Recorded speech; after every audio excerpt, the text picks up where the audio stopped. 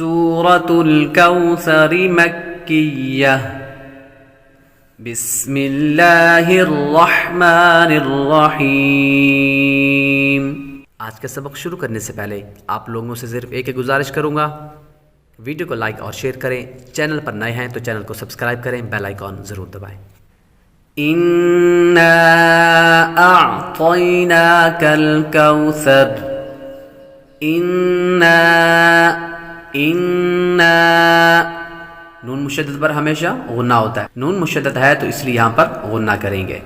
اِنَّا یہاں پر مد بھی کریں گے، حروف مدہ کے بعد حمزہ دوسرے کلمے میں آ جائے تو مد منفصل۔ اِنَّا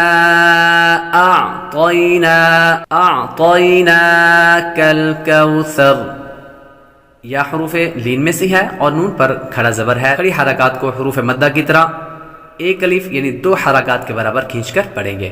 أعطيناك الكوثر فصل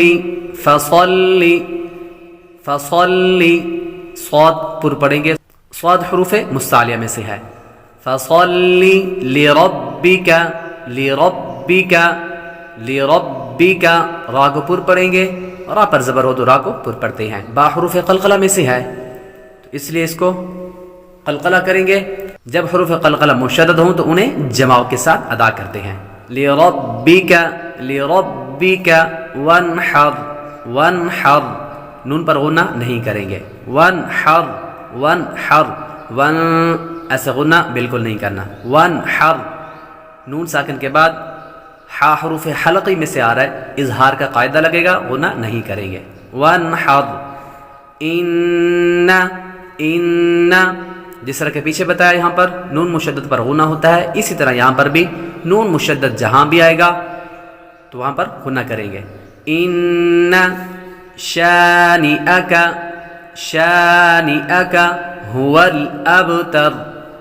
الابتر إِنَّا أَعْطَيْنَاكَ الْكَوْثَرَ فَصَلِّ لِرَبِّكَ وَانْحَرْ إِنَّ شَانِئَكَ هُوَ الْأَبْتَرُ با کو قلقلہ کریں گے، با حروف قلقلہ میں سے ہے اور جب حروف قلقلہ ساکن ہوں تو ان میں خوب قلقلہ ظاہر ہوگا۔